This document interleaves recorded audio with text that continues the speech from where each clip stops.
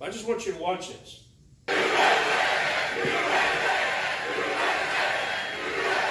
Those are our men up there. That's when I left office. That was the lowest point, and that comes right from the government services, comes right out of Border Patrol. This is where Take a look at that. So that arrow is the lowest amount of illegal immigration ever in recorded history into our country. And then the worst president in the history of our country took over. And look what happened to our country. Probably 20 million people. He should be dead right now. And you know, that's a little bit old, that chart. That chart's a couple of months old. And if you want to really see something that's said, take a look what happened. And then he gets shots off. Yep. Wow. Exactly. Now, please don't come up to me and act like you're a security expert and tell me otherwise. Yep. I've got some security experts in my back pocket. One of them's named Dan Bongino. Yes. Yes. But there's been others, including non-Republicans, who've come forward and said something's wrong. And I'm going to give credit to one person for Trump being alive today. It's not those guys. It's the hand of God. Amen. 1 inch that way, and it would have gone through his eyeball. And I thank God for various reasons. Number one, I thank God because I don't believe Donald Trump's a saved man. Amen. That's why I don't want to see people shooting anybody, but especially an unsaved man. That includes Joe Biden. Yeah. Now, I say this with all the love I can muster, but if you've been saying you think somebody would shoot Joe Biden, you're stupid and wicked. That's right. Amen. And besides the fact, just on a practical matter, you want President Kamala? Of course, we were saying that when Obama was president, when people were saying some stuff about shooting Obama. I said, you want President Biden? And now we got him. But now, let me tell you something. You want to see the hand of God not only in what happened in it being a almost miss, but do you realize the Founding Fathers actually set things up to incentivize assassination? Originally, you could have your political opponent as your vice president, which would incentivize someone to knock off the president. By the hand of God, after some years, it was changed. Things changed, and the vice president was handpicked by the president so that if someone knocked him off, then his handpicked man became president. Now, that hasn't meant that they'd get someone exactly the same, and most of the time it hadn't been. You know, that sometimes you pick a guy who's not on the other team, but he's kind of on the other team within the party. So like when John F. Kennedy got shot, we didn't get another John F. Kennedy. When Abe Lincoln was shot, we didn't get another Abe Lincoln after him. And so forth. But, and I can say a lot about the history of assassinations and presidents and all that. We can talk about that some other time. This is from the Federalist. A source familiar with Trump's security detail tells the Federalist that the former and future president's detail has been asking for beefed up protection and resources for weeks, but has been rebuffed time and again by Biden's Department of Homeland Security. DHS, which oversees Secret Service protective detail, wasn't responsive to those requests for more resources. And the question is, was Biden's regime behind the attack, or did it deliberately do everything it could to allow it to happen? That's a legit question. Yeah. I'll also tell you this. The new head of Secret Service is a DEI appointed woman who admitted that her top priority was not to pick the best people to protect the president, but to add a bunch of queers and women. Wow. What did you turn on yesterday if you saw that? What did you see? A bunch of women. Yeah. Now, no offense, women. No offense. But I want big, burly men like Charlie here surrounding me. Amen. No offense to you men, I don't want somebody like me. I want somebody at least a head taller than me and weighs at least as much I weigh, but it's muscle and not fat. See, I'll admit it. How many of you man enough admit that? How many of you women enough admit that? But some of you have seen this, but I just want you to listen to what happened. And listen to the rally, right? We couldn't see them, but we could hear them. So we walked up, and probably 5 to 7 minutes of Trump speaking. I'm estimating here. I have no idea, But we noticed a guy crawling, bear crawling up the roof of the building beside us, 50 feet away from us. So we're standing there, and, we're pointing at the guy crawling up the roof. And he had a gun, right? He had a rifle. A rifle. We could clearly see him with a rifle. Absolutely.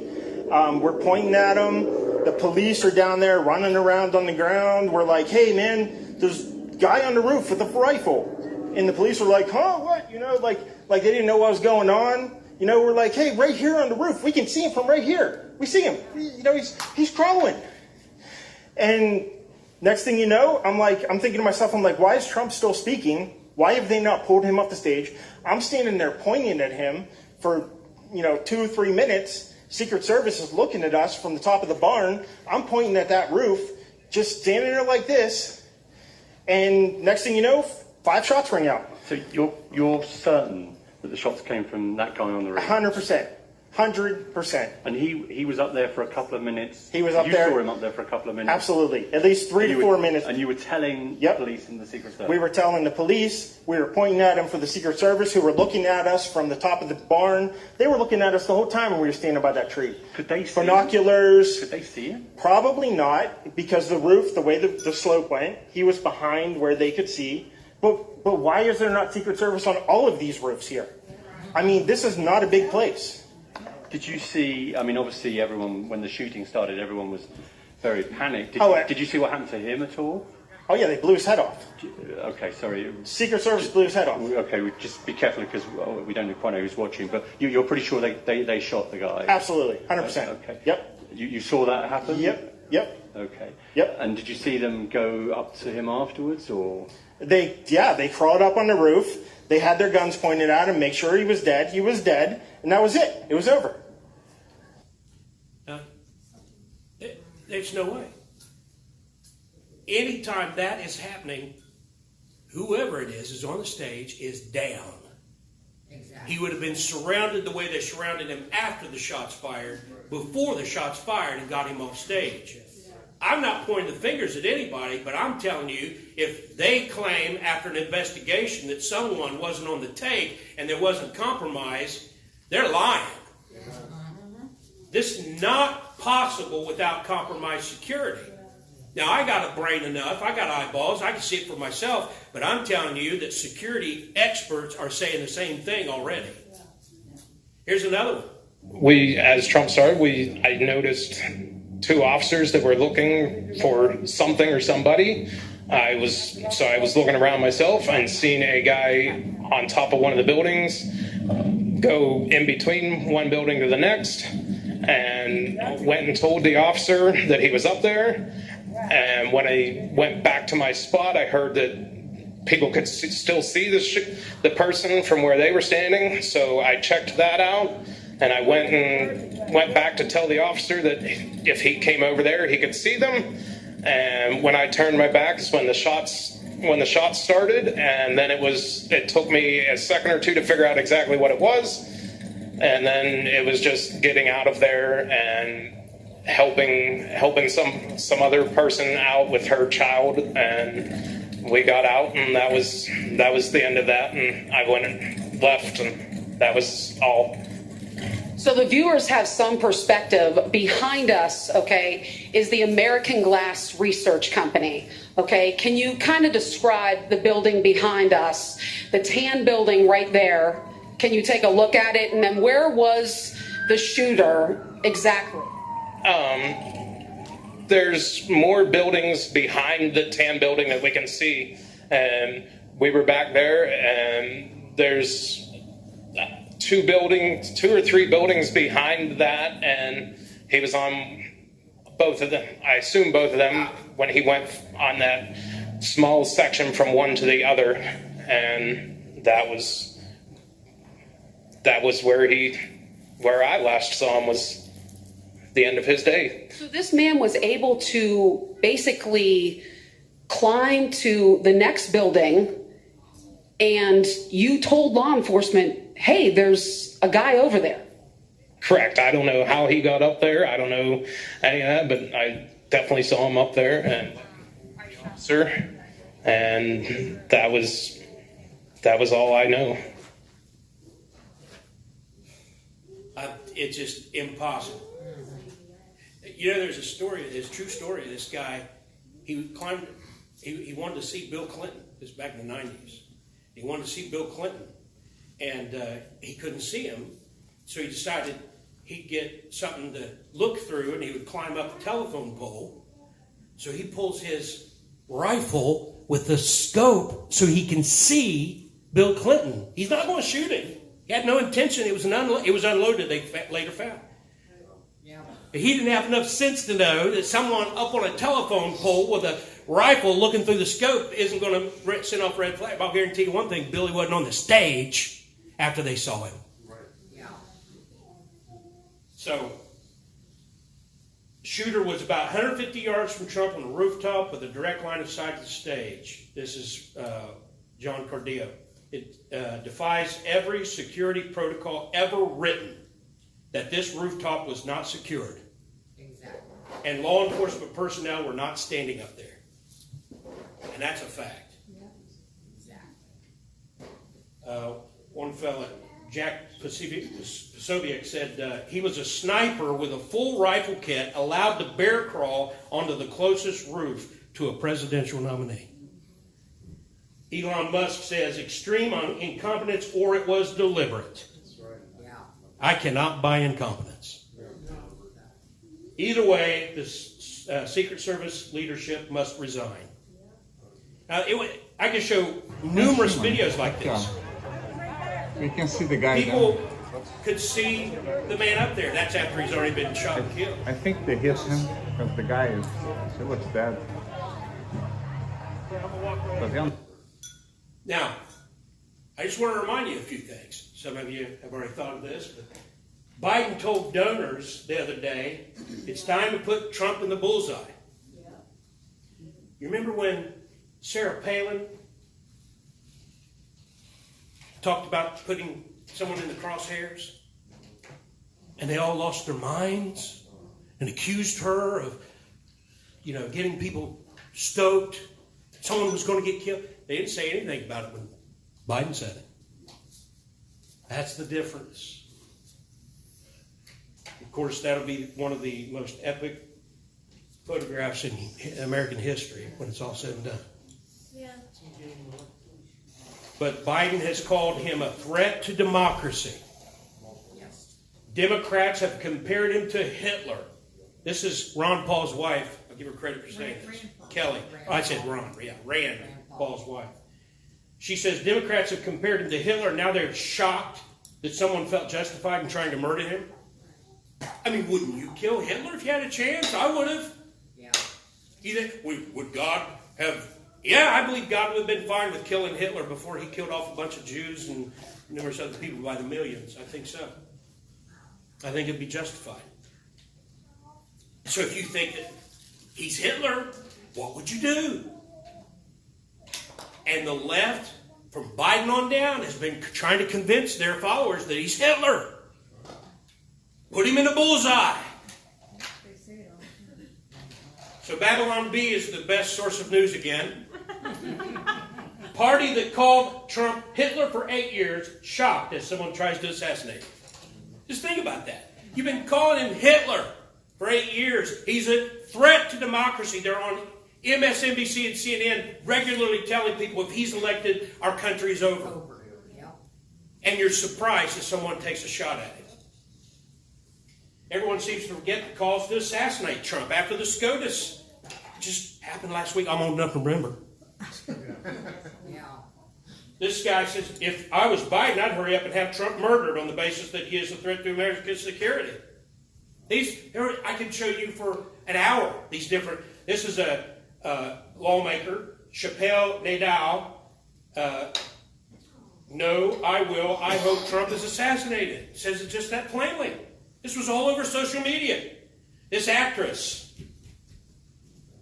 Actress? Or whatever. I think it's a woman. I think she's female. It's female.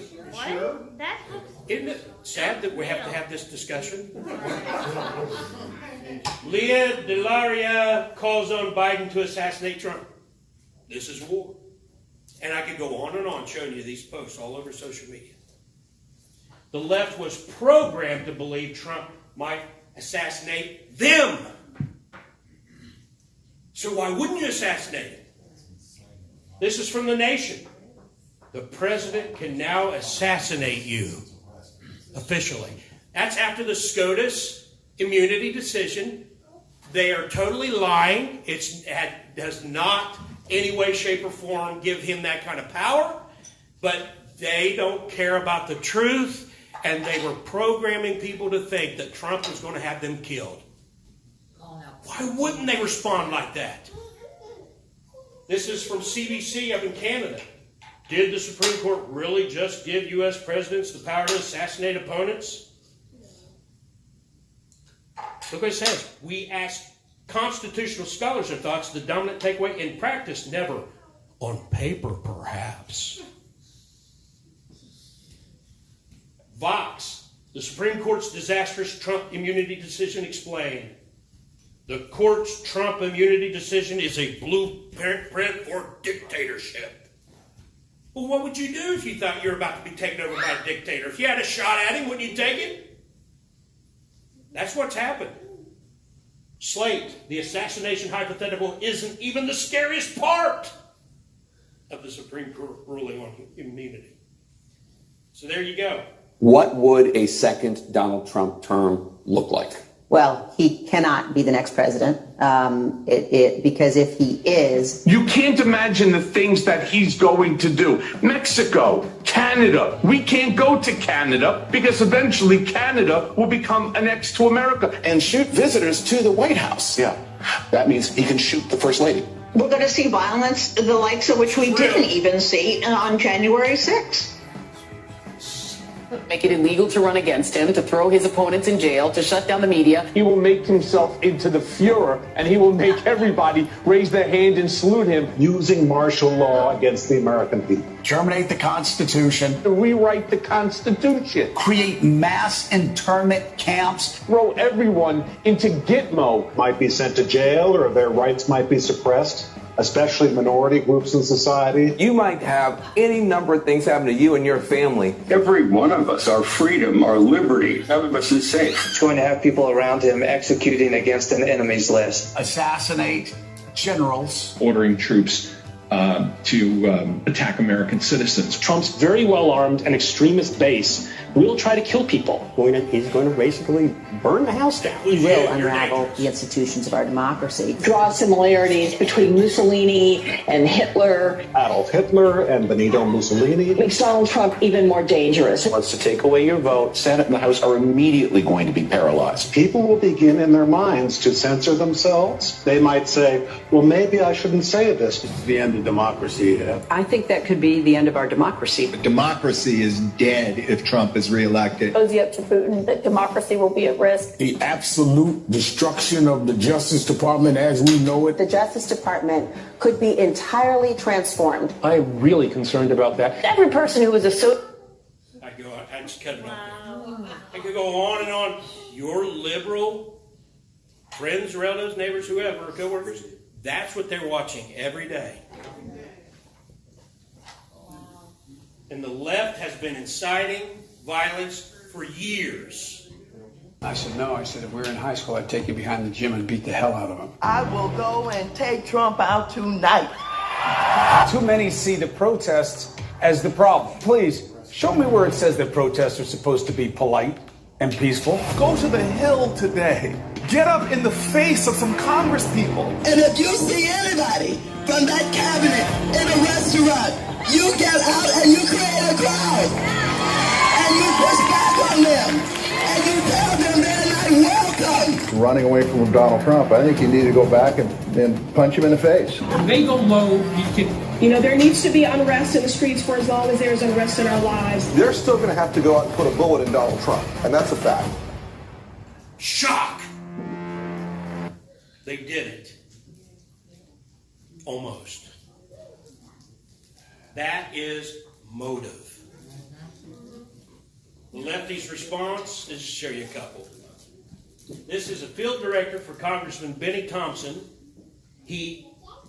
Thompson headed the January 6th commission so they could imprison free Americans.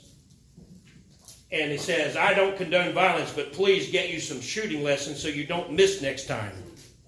Oops, that wasn't me talking. Yes, it was. This is a state senator from Tennessee, London Lamar. While I am praying for former President Trump and hopes he makes a full recovery, the extremism from the MAGA regime has brought us to this moment. After all that you just saw, that liar wants to then turn it on you. And one last one, I think, here. This is a doctor who is teaching the next generation of medical doctors. Blankety blank, so close, too bad. Blankety blank, so close. And now he'll milk being a victim for more votes. I really wish the person had better aim. Wow. She says then, what? That's a response to it. And then she says, what a glorious day this could have been. Wow. And multiply that by millions, folks. Yeah. And the fake journalists, some of you saw this. I'm going to close it up here. We can go on and on with this. They're Democrat Party operatives. We know that. These were the headlines they put out. Trump's speech interrupted by Secret Service. I think it was interrupted by an assassination attempt. The Associated Press, Donald Trump has been escorted off the stage by Secret Service during a rally for loud noises. Rung out in the crowd. That's the Associated Press. Antichrist press. One more, I think. Maybe one more after this. The Washington Post. Trump escorted away after loud noises at Pennsylvania rally. Wow. This is another CNN. Secret Service rushes Trump off stage after he falls. It was a shame how Abe Lincoln fell. I added this at the end. I wanted to show you that there were some heroes on the ground there. Hunter, that's exactly where I heard him come from. What did you see, sir? I heard the shots. I thought it was firecrackers to begin with. Somebody over there was screaming, he's been shot, he's been shot. So I made my way over. I said, I'm an emergency department physician. Let me help you. The guy had spun around and was jammed between the benches. He had a headshot here. There was lots of blood, and he had brain matter. And so I got him. There's a helicopter coming in to get him. I got people there really helpful. I got. Was there only one person shot that you saw? Then I did CPR, did chest compressions as well as I breathed for him. One person. I was the only one who did it. We need to evacuate everybody. He treated the other victims and the one who died. He's an emergency doctor there. And now we close with this one last thought. The Republican National Convention begins tomorrow.